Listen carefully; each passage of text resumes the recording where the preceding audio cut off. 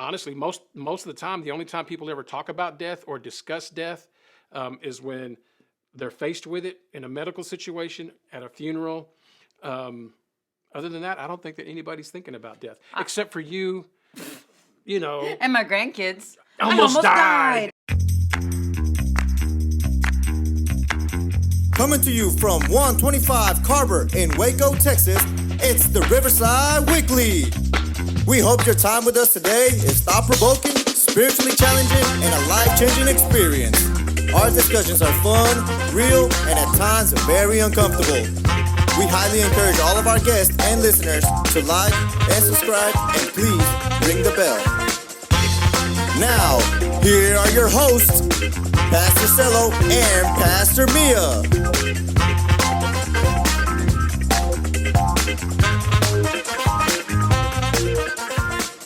Welcome, everybody. Welcome to the podcast. Good morning. Man, thank you guys for joining us. It's Podcast Wednesday, Riverside Weekly. Man, thank you guys for subscribing and for listening. If you're not subscribing, and sharing if you're not subscribing, and if you're not listening, at least you're sharing, because you do that. You share, even though you don't listen. You don't read or something. Well, I don't listen to everything, and you just say, "Oh, somebody I know, share." Share, yeah, I like what it is, yeah. Okay. Anyway, welcome everybody. It's Wednesday, yes. And it's New Shirt Wednesday too. We both have new shirts on. I love them. I like yours. Mira, how cute. Mira, and mine too. So yours is dope. Thank you. I like that. My own design. She did design that herself. I did. Mad props. I asked my granddaughter. I said, "Do you know what that means?" And she said, "Yes, Grandma. Kill him with kindness." I said, "Woo, you go, little girl." Yeah. All right. Shout out to Emmy. Anyway, I am so thankful that we get to do this. And by the way, shout out to Sonia Alvarado. Thanks for listening. Hey, what's up, Sonia? I appreciate you watching. I don't know about listening, but watching, listening, whatever. Yeah, whatever you're doing. And don't forget that if you want to listen, or maybe you want to share this with somebody, you can download the Riverside app, the Riverside Waco. The Riverside Waco. The Riverside Waco app. We have an app, and you can go there and you can listen to our sermons. You can get healing scriptures in case you have some family that needs some healing. You can. It's got all kinds of stuff on it. Yeah, it's got. It's not just preach. It's not just a preaching app. No, it's not. Or it's not There's just music a on there, teaching kids app. on there. There's a Bible on there. There's a calendar on there. There's all of our events. But yeah, it's there's a lot of stuff on there. So. Message board, it's got all kinds of stuff on there, but a lot of times people like an app, so they in their minds they think, oh, it's a church app. It's just you preaching on your app. No, it's not. Actually, it's way more than that. You should totally go on there because there's a lot of podcasts that are on there, past podcasts too. Yeah. You can find those on there. There's ways to connect on there. There's a messaging board on there that we send messages to everybody that you don't have to be a part of Riverside. You can just join our message board and say, "Hey guys, what's up? We'd love to hear you on there." Yeah, for sure. So join in, download the app, and you can find it on Google Play and on Apple. Apple, and it's actually available on Amazon also. Whoa! So anyway, so you with those flip phones, you can download it too. No, I don't know that. I'm just teasing. Yeah. Anyway, so sponsored by Riverside Waco App today. Actually, we're going to sponsor by Dr. Pepper today, guys. No, we're not. Well, I am. You're drinking Dr. Pepper, but they ain't sponsoring nothing around here. Just you're right. But I'm just doing a little shout out for my brother, just in case you need a job or know somebody who needs a job. Dr. Pepper is hiring. Walmart's hiring. McDonald's is hiring. Chick-fil-A's hiring. I mean, I don't think anybody's not hiring. Right. Liao's is hiring. They need a front counter person. Oh my goodness! So hey, if you're looking for a job, we're gonna put a job. We should put on our links. app. We should put job openings on our app. Yeah. Okay. Anyway, so I just wanted to shout out because he pays really well, or not him, but his company pays really well. Good. And I got a shun because I had a Coke on my counter over there, and we're not supposed to have that in here. Oh yeah, you. Anyway. So what are we talking about? So we're talking about this kind of is, I don't know. I mean, I'm not sure if I should go here or not, but we did say in the beginning that these podcasts are controversial and sometimes Offensive? Yeah. And so I'm going to talk about something, as I always do. She's making me nervous again. And you I just want always, to clarify. I usually don't find out what we're talking about Until we sit until down. y'all are watching this. Yeah. Like I'm literally So finding you'll out what see we're his talking face sometimes turn red. His ears might turn red, but Getting he's just super like, nervous. I can't believe she's going to talk about this. But Okay. so last night, yeah, I was putting my grandson to bed, one of my grandsons, because I was babysitting, and I knew that he had school the next morning. So again, I do reading time with Grandma on Wednesday nights. Shameless plug. Yes, shameless plug at 7 on the River Kids Instagram. And I like to read stories. And so I was reading him a story. He really wanted me to read the long book, but I was reading the short version, and he didn't like that because he was trying to stay awake. And I was like, I wonder if he prays before he goes to bed, because his mom and dad, they pray. So I was like, surely he prays. And so I was like, well, I don't know what he prays, but I know what I prayed when I was little. So I should say this prayer with him. So then I began to say the prayer in my head before I said it out loud, so I know that I was going to say it right. So I was like, now I lay me down to sleep. I pray the Lord my soul to keep.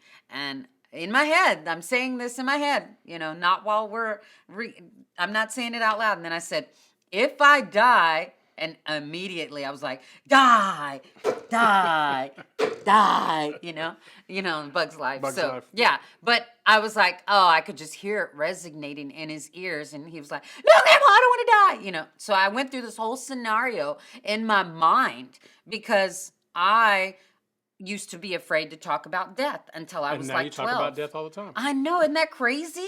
She has been delivered. Yes. But I used to be afraid to talk about death until I was 12. And I didn't like that word. I didn't like for people to talk about it, But then I think as I got older, somebody said, well, if you're afraid to talk about death, then you're afraid that where you're going to go. You don't know where you're going to go. Well, that got deep quick. It did. So today I wanted to talk about, when is the appropriate age to talk to children about death? I think that's an interesting question. It is. And let me tell you why. Tell me. Because you're asking that question from a grandparent's perspective, I am. from a parent's perspective. And I think it's interesting that parents, somebody's gonna get upset with me. I think it's interesting. Controversial. I think it's interesting that parents are afraid or concerned with taking their children to funerals, to wakes, to viewings, because they don't want them to experience death, or they may have some apprehension about that. But at the same time, the movies and the video games that these kids play, there's a lot of death, blood in it. and gore. Yeah, we buy them guns to play with. Yes, and I think I don't want to say hypocritical, but I think we're not really thinking about the whole thing. Okay. Yeah. So I think it's a good question. Like, they're around death. They see death on movies and videos and all this sorts of stuff. But I also think that those same, not all parents, but I think some parents, they're apprehensive about having that discussion about death, even though they're exposed to it on almost TV. on a daily basis. Yes. That was my thought. And so, y'all, he's saying I'm coming at it from a grandparent perspective because I said the same prayer with my kids all their life. That explains a lot. What? Oh my gosh. What? Man, that's why my kids are all messed up. No, that's not why. But the prayer goes, now I lay me down to sleep. I pray the Lord my soul to keep. If I die before I wake, I pray the Lord my soul to take. Which technically it's a really good prayer. It really is. But I never thought about it until I went to pray it with him. I prayed that with my kids. My parents prayed it with me. But I never thought about it till I went to think about praying it with him. And I thought to myself, I don't want him to go to sleep and have bad dreams and thinking he's going to die, in his sleep. You could be overanalyzing that. I was, but at the same time, I'm not his parent. So I could not say whether they had talked to him. It's kind of like the Santa Claus thing and the Easter Bunny and the Tooth Fairy type thing, Yeah. I don't know what their beliefs are on that. Or what their thoughts are. Yeah, or what their stance. Yeah. So I was like, I don't know if I can put that seedling there, and then him, and then be like, Mom, why did you talk to death? He talked to him. Now he thinks he's gonna die. That's like my other grandson. The other day he was outside. He's 2, y'all. He was outside and he was like, Grandma, I was afraid. And I said, what were you afraid of? The chupacabra. I'm like, you're 2. How do you know about the chupacabra? Yeah, but the thing is that it was one of the little videos he watches. Oh. And the letters, but it was all these animals, and they were not like, an anaconda. I mean, it wasn't an apple. An antelope. Yeah, it wasn't an antelope. It was like anaconda, bee, baraka, or name something with a bee. You know what I mean? Yeah, I don't know. C, centipede. It was all these awkward names, and I'm just going, C was chupacabra, and I was like, what are you watching? And it was like, it's animals, But he was so innocent about it. So I'm just saying that I think for me, it made me question, when is the right age to talk to our kids about death? And I understand parents have different perspectives. I get that. Every one of your homes are different. Some of you may not have ever talked to them about it. I don't even know why I was fearful of death until I was 12. I don't understand why. And I think about it and I'm just like, I was around death. We went to funerals. We went to wakes. We went to all those things. So why would I be afraid of death? I was in church. I grew up knowing around death. Yeah. So I'm just like, I don't get it. Why I was so fearful. Well, maybe you might have been around it, but you weren't having the conversations. That's a big thing. That's different. That's what I'm saying. Like, the kids are around it today. They're like, it's in everything: sex and death and money and like, right. So, but we never have those conversations about sex. We never have those conversations about death. We never really have those conversations about money. And I think that's probably because you're sitting there and I'm going, I can't remember not going to a funeral. Like it's always been a part of my life. Never been like, stay home. They're going to a funeral. But I think the conversations about death are probably conversations that I had my early junior high years, leaving out of, 3rd, 4th grade, having those conversations with my mom and dad, because my mom and dad talked about everything. Yes, they did. Yes, like, they did. Literally everything. But I think my brothers and my sister, I think our upbringing was way different than a lot of people, and even traditional. In that conversation and dialogue, I mean, the conversation and dialogues that we have with my siblings are completely different than in conversations that I've heard. Yeah. Like, because I know we've had conversations like, man, we never talked about that, and I'm like, what? Like, it's hard to comprehend. But I think a lot of times when you think about having that conversation with a kid, what's the right age?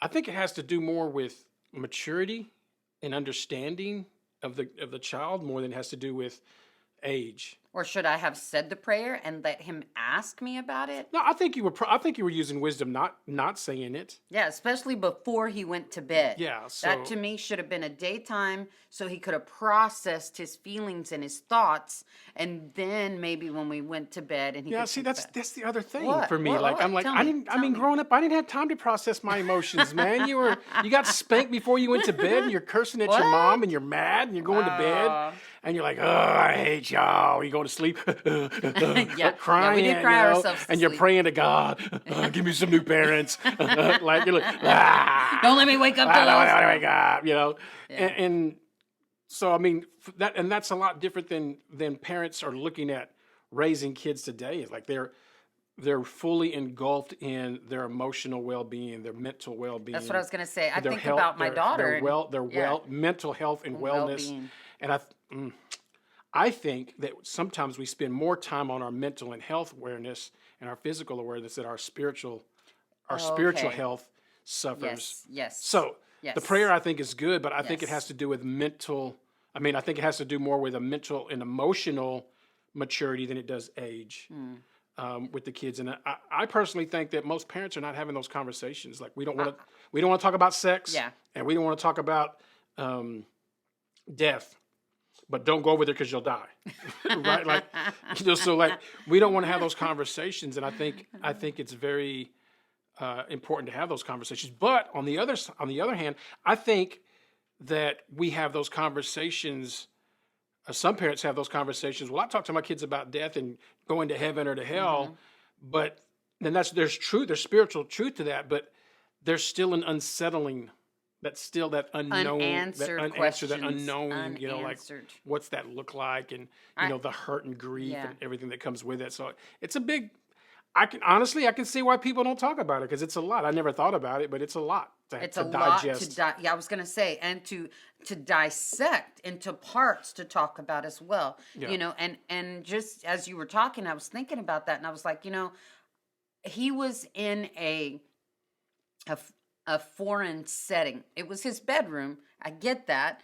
I was, with him and laying with him, but I wasn't his parent.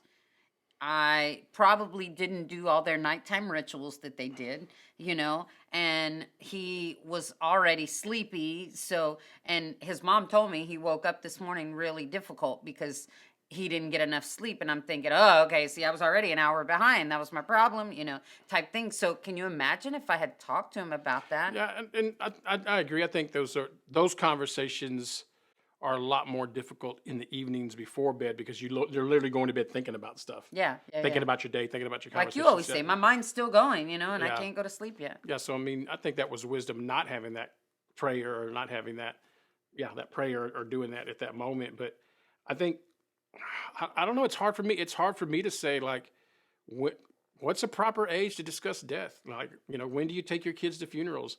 I think I can only remember missing one funeral growing up, and I ended up staying at my grandmother's house, and I just remember, I remember everybody leaving, and I didn't know why, and we couldn't have the TV on, and we couldn't play because we were in mourning. Oh, wow! But I don't remember who passed away. Like, I don't remember any of the details. I just remember me and my cousins sitting there bored out of our minds because we weren't allowed to play and we weren't allowed to have the TV on. You couldn't play any music, and you're just like, man.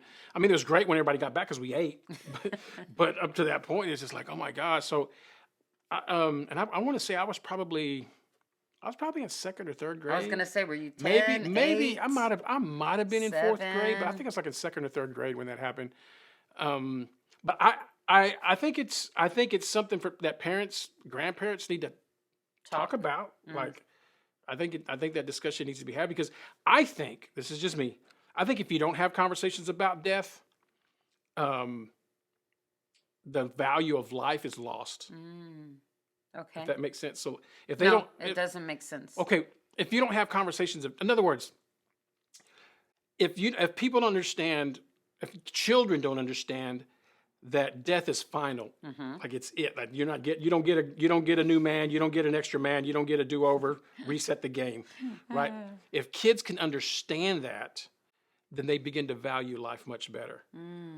They're not taking as many risks. They're being, not that they can't take risks, but they're being safe about their choices and decisions and what they're doing. And I think a lot of times we don't have those conversations with death or about death.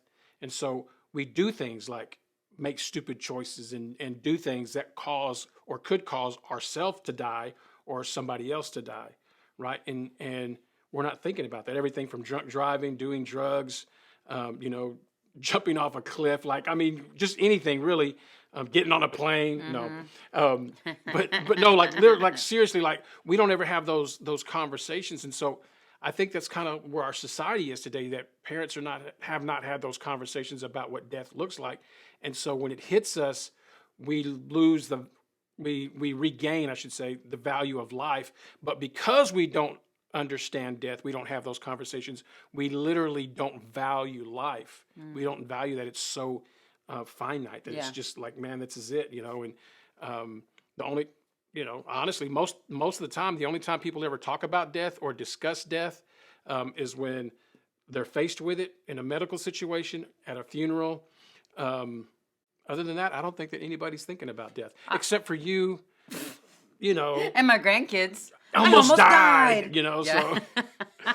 But I think that people don't have those conversations, and because they don't have those conversations, they make unwise choices and decisions that lead to death, that cause death. And then they're like, I should have never done that. I'm like, what were you thinking? I'm like, Yeah. And I think that's the thing. I'm like, why don't parents talk about that, you know? And I don't know if they had or hadn't, but at the same time, we're in COVID, you know, in this new whatever that we're going through. And I feel like it should be talked about, you know, because a lot of people have passed from it. There was we were watching that documentary.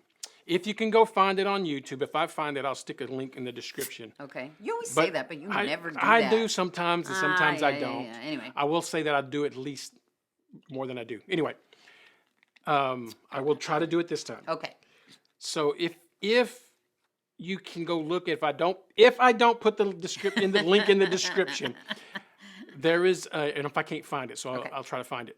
But there is an episode that we watched in the documentary in Sesame Street. Oh, yes. Where they talk to About kids about death. Yeah. Which that episode I was like, man, this is so good. Yeah. Because Big Bird had the mind of a toddler, of a child, a 7-year-old. Yeah, 5 or 6 years old, 7-year-old. They actually brought it like he was, and he talked like he was a 7-year-old. What do you mean he's not here? Yeah. You know, and so they basically had the dialogue and conversation about death, which I thought was, man, excellent. It was super good. Excellent. So please I link that. I will try to find the link and stick it in there. But and you know, it's funny that we're even talking about this because you are right. I am apocalyptic. I love to talk about what's going to happen, grim and death and gloom and, you know, the end of the world, the end of the world type thing.